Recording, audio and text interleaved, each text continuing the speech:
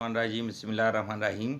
अस्सलाम वालेकुम दोस्तों, वसीम राजपूत लाल लाइव्स ऑनलाइन में हाज़िर खिदमत है। आज का जो टॉपिक है वो ख़वातीन को विरासती जायदाद से हिबा के नाम पर महरूम करने वाले ख़ानदानी फ़ैसला, जितने भी ख़ानदानी फ़ैसला जात होंगे वो कालादम होंगे। किसी सूरत में औरत को जायदाद से महरूम नहीं किया जा सकता। सुप्रीम कोर्ट ऑफ पाकिस्तान की एक लैंडमार्क जजमेंट आई है जिसमें यह कहा गया है कि बेवा और बेटी को हिबा के नाम पर विरासती प्रॉपर्टी से महरूम करने के ख़िलाफ़ सुप्रीम कोर्ट की जजमेंट, उस पर हम डिस्कशन करेंगे। लेक्चर को शुरू करने से पहले रिक्वेस्ट करूंगा कि चैनल को सब्सक्राइब कर लें दोस्तों, और जैसे वीडियो इधर से अपलोड हो ताकि जैसे आपको नोटिफिकेशन मसूल होगा आप इस कानूनी रहनुमाई से मुस्तफ़ीद हो सकेंगे दोस्तों। और एक रिक्वेस्ट करूंगा कि इस वीडियो को मज़ीद आगे शेयर किया करें ताकि बेतहाशा लोग जिनको इस तरह कानूनी मालूमात नहीं है, बेचारे हिबा के नाम पे लुट चुके हैं, उनकी प्रॉपर्टियां हिबा हो चुकी हैं, उन बेचारों को पता नहीं, और वो दर बदर के भटक रहे हैं। उनके पास, गरीबों के पास इतना भी पैसा नहीं कि वो अदालतों में आकर अपना केस भी फाइट कर सकें। तो लेक्चर शुरू करते हैं दोस्तों। इसमें सुप्रीम कोर्ट ऑफ पाकिस्तान की जजमेंट है, ये 27/11/2020 को इसका फैसला लिखवाया गया, जिसमें जस्टिस फाइज ईसा साहब, जस्टिस अमीनुद्दीन साहब का ये फैसला है। जस्टिस फाइज ईसा साहब ने ये फैसला लिखवाया। इसमें दोस्तों कुछ भतीजे थे, यानी कि टाइटल बताना चाहता हूँ कि फरहान असलम वगैरह बनाम नुज़ेबा शाहीन वगैरह। इसमें ये था कि रिस्पोंडेंट की तरफ से कोई भी पेश ना हुआ। बीबियाँ जो थी इसमें, बेवा और बेटी, अब इसमें उनका जो मनसब खां था वह 2006 में फौत हो गया और उसने एक बेवा और एक बेटी छोड़ी। फौतगी के बाद क्या होता है कि मरने वाले के जो भतीजे हैं और उसका जो भाई है असलम, उसने अपने भतीजों फरहान असलम, अकरम असलम, कामरान असलम, इनके नाम प्रॉपर्टी, अपने भाई की प्रॉपर्टी हिबा कर देता है।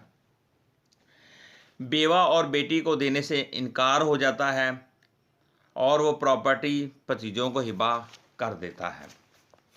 अब दोस्तों इसमें होता क्या है कि वो जो बेवा होती है वो अपनी बेटी के साथ मिलके वो दोनों उस गिफ्ट को चैलेंज करते हैं ट्रायल कोर्ट में। अब ट्रायल कोर्ट सिविल कोर्ट में केस फाइल करते हैं। अब सिविल कोर्ट ने दोनों पार्टियों को सुनने के बाद फैसला वो बेवा और बेटी के हक में कर देते हैं और भतीजों के खिलाफ फैसला हो जाता है।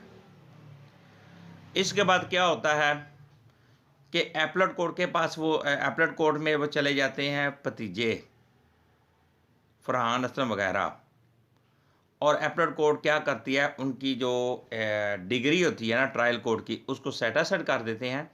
सेटासेट करने के बाद एपलेट कोर्ट उसको रिमांड कर देती है कि उनको दोबारा सुना जाए। अब ट्रायल कोर्ट के बाद 2010 को में वो दोबारा केस ट्रायल कोर्ट फिर 2010 में डिग्री कर देती है, उनके हक़ में फ़ैसला दे देती है। फिर उसके बाद वो फिर दोबारा एपलेट कोर्ट में जाते हैं, जाकर कहते हैं जनाब हमारी कुछ शहादत रहती है, हमें सुना जाए, लिहाजा हमें सुना नहीं जा रहा। तो एपलेट कोर्ट भी उनकी उसको डिसमिस की अपील कर दी। अब उसके ख़िलाफ़ वो हाई कोर्ट चले जाते हैं। हाई कोर्ट निगरानी में जाते हैं तो हाई कोर्ट भी उनको मौका नहीं देता कि अजाफ़ी शहादत लेने का। वहाँ पर वो ये कहते हैं जनाब हमसे एक अजाफ़ी शहादत हम देना चाहते थे जो कि हमसे नहीं लिया, क्योंकि हमारे कब्ज़ा में ज़मीन है, हम ज़मीन पर काबज़ हैं। ये सुप्रीम कोर्ट ने सारा सुना और रिकॉर्ड को मुलाजा किया। अब क्या होता है, हाई कोर्ट भी डिसमिस कर देता है, सुप्रीम कोर्ट चली जाता है। सुप्रीम कोर्ट ये सारी सिचुएशन देखती है और रिकॉर्ड को मुलाजा किया, और उसके बाद ट्रायल कोर्ट ने ये कहा कि डिफेंडेंट को कि हिबा, लेकिन इसमें कि ये हुआ था कि ट्रायल कोर्ट में जो इसमें ये बेनिफिशरी थे वो अपने हिबा को साबित करने में नाकाम रहे, क्योंकि उनमें से 2 माइनर थे और एक बालग था। जो बालग था वो कोर्ट में आया ही नहीं। अब असलम जो था उसने इसको साबित करना था, तस्दीक के लिए आपको।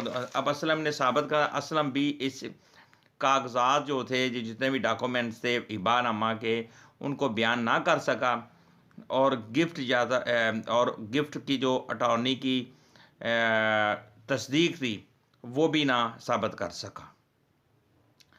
अब ट्रायल कोर्ट ने कहा कि ये एक हैरानगी की बात है, एक अजीब बात है कि वो कैसा बाप है जो अपनी ज़िंदगी में ही अपनी सकी बेटी, अपनी बीवी, उनको इग्नोर कर रहा है और अपने भतीजों के नाम हिबा कर रहा है।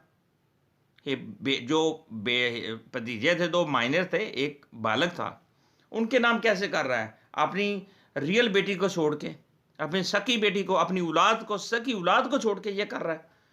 अदालत इस चीज़ को देखती है। ये नहीं कि राम से हिबा किया, अदालत में चला गया, उधर से डिग्री करवाई के इधर आ गया। नहीं, ऐसी बात नहीं है, क्योंकि कोर्ट खुद भी देखती है इसको। फिर उसके बाद जो डोनी था वो काबज तो थे मगर साबित ना कर सके। अब बीवी और बेवा को विरासत से महरूम किया गया था 16 साल तक। दोस्तों, 16 साल तक वो इस प्रॉपर्टी पे काबज रहे। भतीजे, उनका बाप, जिसने अपने भाई के मरने के बाद उसकी प्रॉपर्टी अपने बेटों के नाम हिबा कर दी, और उसकी बेटी को और उसकी बीवी को, यानी कि उसकी भाभी है, भाभी और भतीजी को उसने, असल जो बाप जिसकी प्रॉपर्टी थी, बाप, बेवा और बेटी दोनों को इस प्रॉपर्टी से महरूम कर दिया गया। कितनी बड़े अफसोस, दुख की बात है।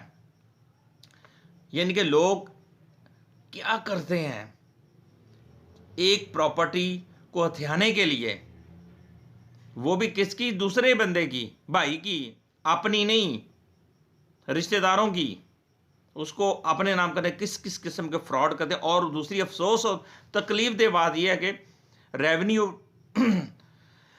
रेवेन्यू डिपार्टमेंट भी उनके साथ मिल जाता है। क्या कादियाज़म चलता है, पैसा चलता है, पैसा दे देते हैं वो लोग, पैसा लेके उसको हिबा कर देते हैं। कितने दुख और तकलीफ की बात है। सुप्रीम कोर्ट ने बेतहाशा इस तरह के केसेस वगैरह हिबा पे किए हैं, जिसमें बार बार सुप्रीम कोर्ट फरमा रही है, हुक्म दे रही है कि हिबा नामा जिससे किसी को उसकी विरासत से महरूम करें, उसको उसकी विरासत से महरूम करना गैर कानूनी और गैर आइनी है, गैर इस्लामी है। कुरान पाक में के जो अहकामात है उसके ख़िलाफ़ है। अगर किसी को उसकी प्रॉपर्टी से, उसकी विरासत से महरूम किया गया हो, जो अल्लाह ने एक कुरान में लिख दिया है, बता दिया है, हुक्म दे दिया है कि जो ऑनर है उसकी डेथ हो जाती है, मर जाता है, उसके जो वारिस हैं उसके मालिक हैं। बेटी का हिस्सा बता दिया गया है, बेटे का हिस्सा बता दिया गया है, बाप का, माँ बाप बहन भाई सभी के हिस्से बता दिए गए हैं। और किस सूरत में कौन वारिस होगा? अगर खाली बेटियां हैं तो उसमें से कितना उनका है और बाकी वारिस उनके रिश्तेदारों में चला जाता है। बेतहाशा बार बार कानून विरासत खोल के पढ़ लें आप दोस्तों।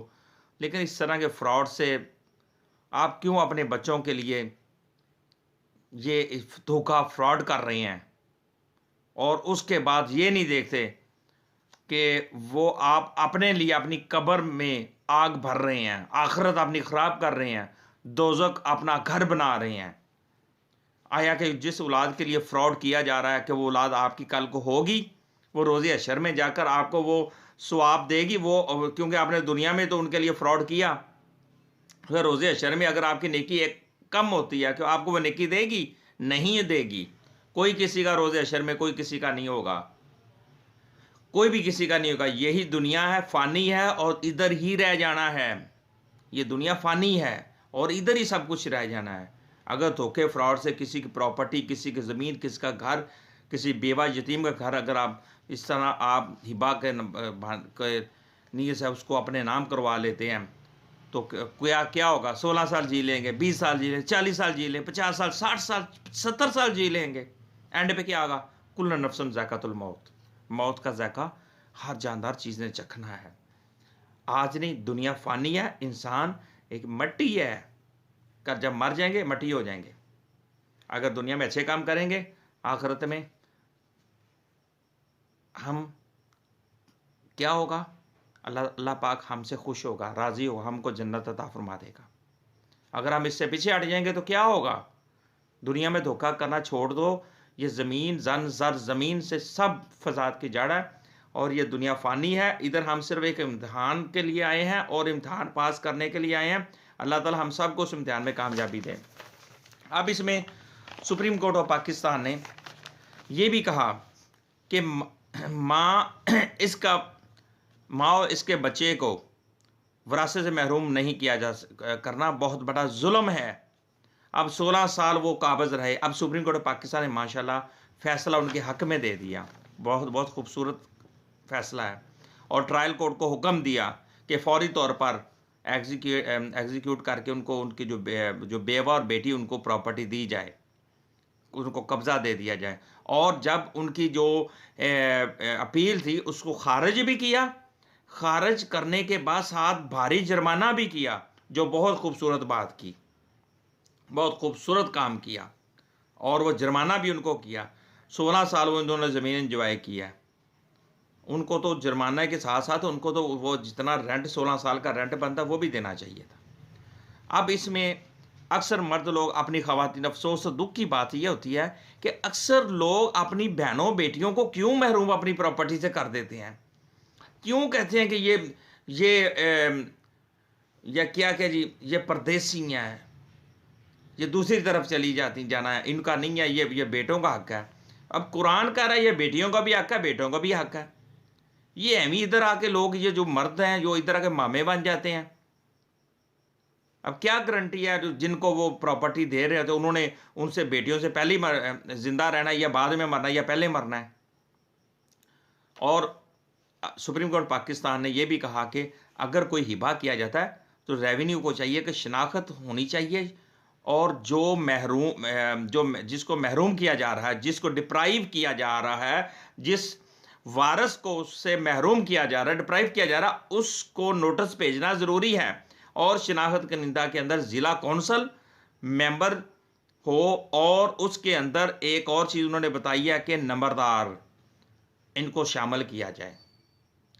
ये शनाख्त के नेताओं और बाकायदा नोटिस करने, जिस बेनिफिशरी का ये काम है कि ये सारा प्रोसीजर करवाए, फिर वो उस हिबा की वैल्यू भी होती है। अब आईने पाकिस्तान को देख लें। आईने पाकिस्तान के आर्टिकल है 25(3), 39, 37, 29(1) प्रोटेक्शन करता है गरीबों को, यतीमों को, मस्किनों को, जिनकी ज़मीनों पर कब्जे किए गए हैं, हिबा की जाली हिबे बना दिए जाते हैं, जाली डॉक्यूमेंट्स बना दिए जाते हैं, इस तरह के नाम पे उनकी प्रॉपर्टियों पर कब्ज़ा कर लिया जाता है।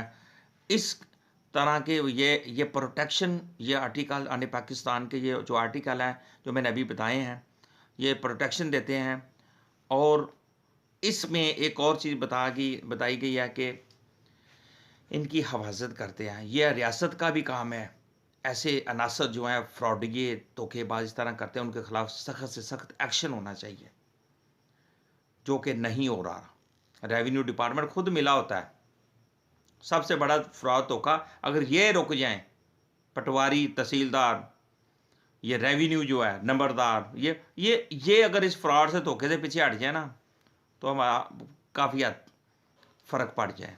अब सुप्रीम कोर्ट ने बेताशा, ये पिछले दिनों मैंने ये एक लेक्चर दिया था, उसमें देखें हिबानामा क्या हुआ। बेचारी जो असल बहनें थी, बेटियां थी, उनके खिलाफ फैसला, सबसे नीचे ट्रायल कोर्ट ने भी उसके खिलाफ फैसला दे दिया, एपलेट कोर्ट ने भी खिलाफ दे दिया, हाई कोर्ट ने भी खिलाफ दे दिया, लेकिन उस बेटियों के हक़ में सुप्रीम कोर्ट पाकिस्तान ने फैसला उनके हक़ में दे दिया। क्योंकि कुछ ऐसी कानूनी मिस्टेक, कानूनी गलतियाँ, क्लैरिकल मिस्टेक, कानूनी गलतियाँ रह जाती हैं, जिनकी तरफ इनमें जजिस हज़रात का भी काम है कि वो भी उस कानून को समझें। ये सुप्रीम कोर्ट की एक जजमेंट है। जजिस हज़रात को खुद पता होना चाहिए, कानून से ला इल्मी होनी चाहिए, पता होना चाहिए कि कानून क्या है। ये सुप्रीम कोर्ट पाकिस्तान के पिछले दिनों एक जजमेंट आई है। तो इसलिए वो जब फैसला करें मेरिट पे करें और कुरान और सुन्नत के मुताबिक करें। दोस्तों मुझे अपनी दुआ में याद रखिएगा। तो इसमें सुप्रीम कोर्ट पाकिस्तान ने उनकी अपील खारिज की और बेवा और बेटी को उनका हक दिलवाया, जो कि बहुत खूबसूरत काम किया माशाल्लाह। अस्सलाम वालेकुम।